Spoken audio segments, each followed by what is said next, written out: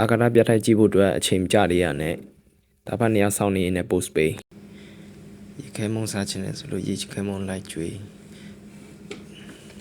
ပြီးလို့ရေပင်နဲ့ရှောက်သွားရှောက်ပြေး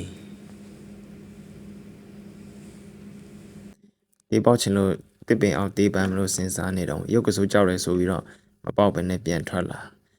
ဟာဒီနေရာပဲတဲ့သူ့မိနဲ့သူလာဖို့တဲ့နေရာကိုတတိယဝိုင်းမှာအလွမ်းတဲ့ခန်းမငူအောင်လို့ချော့ပြုံးပြော်ပါဘာပြောမှမသိရနဲ့လမ်းဆက်လျှောက်ချလေရင်လိုက်ပြမယ်ဆိုတော့ပျော်နေတာလေရင်တကယ်စစ်တွေ့ရတော့မှထင်ပြီးတော့တွားလေရင်ကအဆုပ်ကြီးဖြစ်နေအဲ့နဲ့ရှောက်တက်ကြည့်မယ်ဆိုပြီးတော့လေကားပေါ်တက်ပြီးတကားတော့ဆွဲဖွင့်တော့ခတ်တာဒီလိုကမြင်းကြော်ထားတဲ့ကလေးတွေစော့မှာဆိုလို့ပိတ်တာအဲ့နဲ့လေရင်ထဲဝင်လို့မရလာနဲ့လေရင်အင်ဂျင်တွေကိုရှောက်ရှာကြည့်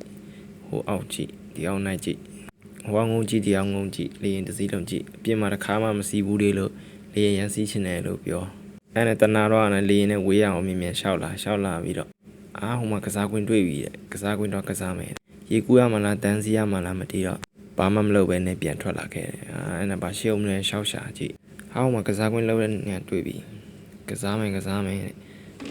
လို့ရနဲ့ပြေးဝိုင်းပေါ်မှာဦးစင်းတစ်ပါးရှိရဲ့တဲ့အဲ့နဲ့ဦးစင်းကြီးညိုလို့ရှစ်ခိုးပြီးပြန်ထွက်လာကလေးမစီတဲ့တန်းကိုဖေးတက်စီချယ်ရီကိုနာယီကိုတစ်ချက်ရှိုးရှမ်းပြည်မှာမရှိတဲ့ထန်းပင်ကြီးကိုမော့ကြည့်ပြီးအံ့ဩနေကြည့်ထန်းကြီးတွေရှိဒါဖာနေရောက်လဲခြေညောင်းနေဆိုပြီးတော့ထိုင်ခုံမှာလာထိုင်ပြီးမှအိတ်ချင်ဟန်ဆောင်ရင်းနဲ့ခန်းကတကယ်အိတ်ပျော်သွားဘာမှမသိတဲ့ဗီဒီယိုကိုဆုံးဖြတ်ကြည့်ပေးလို့ကျေးဇူးထူးတင်ပါတယ်လို့